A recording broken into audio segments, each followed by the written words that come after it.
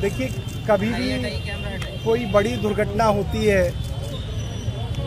तो हम देखते हैं सरकार के बड़े बड़े नेता अलग अलग पद पे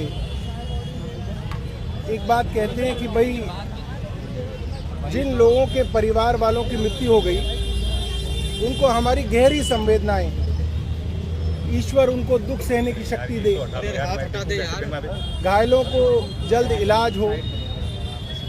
मगर ये बातें सिर्फ ट्विटर पे और व्हाट्सएप पे और फेसबुक पे लिखने के लिए ना हो।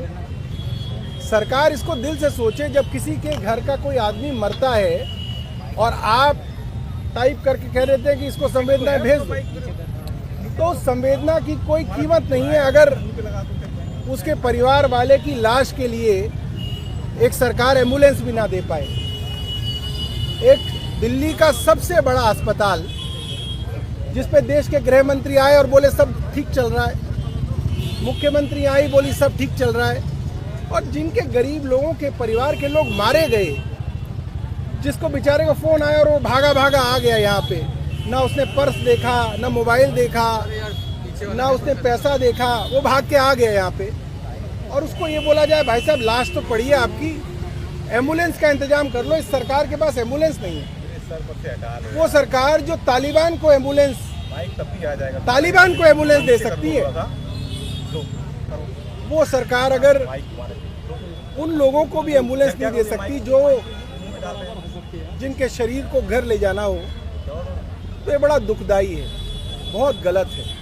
और मुझे लगता है कि सरकार को इसके बारे में चिंता करनी चाहिए। हमने अंदर भी बोला है कि कम से कम जो लोग अब इंजर्ड हैं उनको अगर आप यहाँ से छोड़ेंगे तो उनको एम्बुलेंस कम से कम दे दीजिएगा।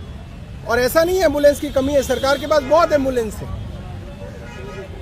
जब मंत्री मुख्यमंत्री जाते हैं तो अच्छे साथ साथ एम्बुलेंस चलती है। प्रधानमंत्री का कार्यक्रम होता है तो खूब एम्बुलेंस वहाँ पे लगाई जाती हैं। तो एम्बुलेंस की कम से कम एम्बुलेंस जो है, एक मृत शरीर को एम्बुलेंस मिल जाए, ये हमारी सरकार से प्रार्थना है। हम लोग घायलों से मिले, डॉक्टरों से हमने बात की, घायलों का इलाज चल रहा है और ईश्वर से प्रार्थना है कि वो जल्द से जल्द जो है स्वस्थ होके आए।